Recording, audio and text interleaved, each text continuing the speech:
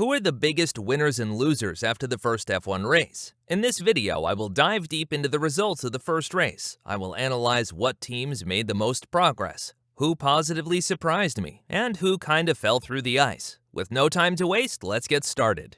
I want to start off with the biggest winner of them all, Aston Martin.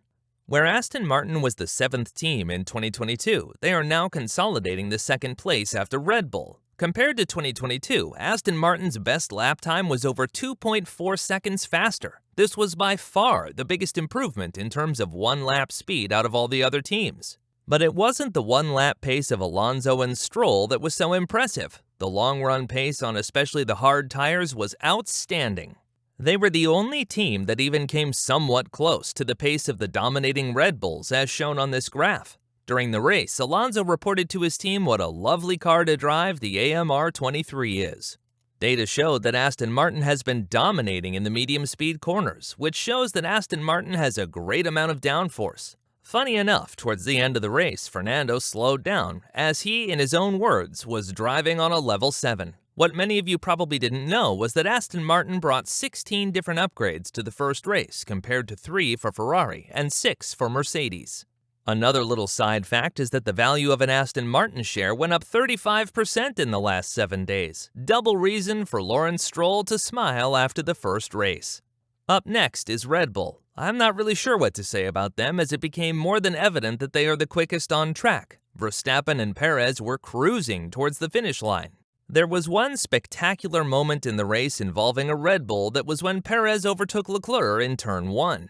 Red Bull brought only 3 upgrades to the first race, but no more was needed as they outpaced the competition by an average of 0.7 to 2 seconds per lap. Even more troublesome for the competition is the fact that Verstappen and Perez were urged to take it easy in the later stages of the race, while both Mercedes drivers and Sainz were still pushing to either make up a position or keep their position. What Russell said sums it all up. Red Bull will win this year's championship. I don't think anybody can fight with them this year. I expect them to win every single race. Whether Russell is right, we will know in a bit over 8 months. What do you think? Another team that I want to highlight as a big winner last weekend is none other than Williams. This iconic team has been struggling ever since 2017. We already saw signs of a resurrection last year, but with 2 competent drivers at the moment, they were capable of fighting in the midfield and even scoring a single point. Both Albon and Sargent did better in the race than in qualifying, which showed that Williams has been strong with tire management. Towards the later stages of the race, Albon was challenged by Tsunoda, but the powerful straight-line speed of the Williams made sure Yuki never really stood a chance. It is a welcome relief to the British team that they are on the right track. With them being the last team in 2022, they have the most CFD and wind tunnel time, which should allow them to develop faster than any other team. Our last winner is a team I put on both my winner as well as loser list. Alpine had a mixed qualifying with Ocon on P9 and Gasly last on P20. However, things took a big turn in the race, and eventually it was Gasly that ended P9, and Ocon did not finish after having to incur some penalties. However, what should give Alpine hope is that Gasly showed a pace that was actually 4th fastest. What? Yes, have a look at this graph plotted by F1 Data Analytics. This plot shows the lap times of the drivers. Not surprisingly, it was Verstappen who was quickest, followed by Perez and Alonso, but it was Gasly who actually showed the 4th fastest pace. What was detrimental to his race was the fact that he started from the back, which cost him precious time. One quick note must be made to the fact that he made one more pit stop and was running in free air most of the time. Now that we discussed the biggest winners, it's time to discuss the biggest losers of the first race. There were 4 teams that deeply disappointed me. The first one was Ferrari. Although Leclerc was heading towards 3rd place, reliability issues once more put a dent in the results.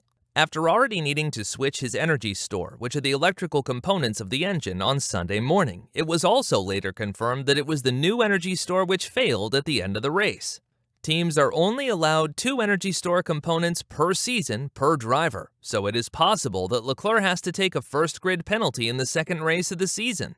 What was even more showing was Ferrari's horrible tire management. In this graph, we can see that they had the worst tire management of the top 4 teams on the hard tires. Already during testing, teams pointed out that this would be Ferrari's concern. Towards the end of the race, Sainz was asked to push more to keep Hamilton behind him. in which he responded, "If I push more, I might not make it to the end." With this sentence, I would like to move on to the next loser of the weekend, Mercedes.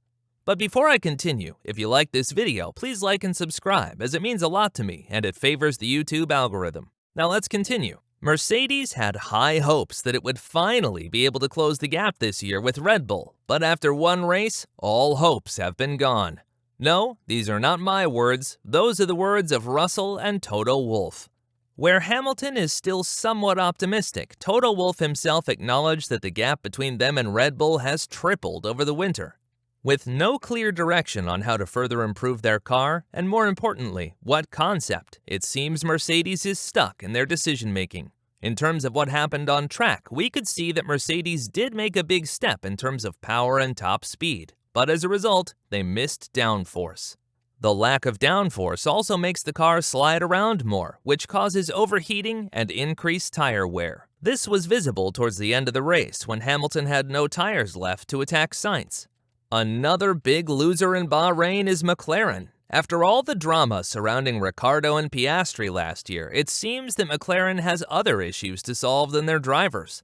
The McLaren has too much drag, making it slow on the straights, and their lack of downforce to somewhat compensate for the drag issues, causing extreme high tire wear and overheating issues.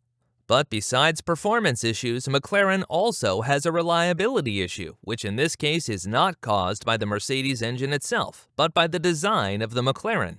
Oscar Piastri had to retire early, and Norris had to come in 5 times to put air in his car to prevent further issues.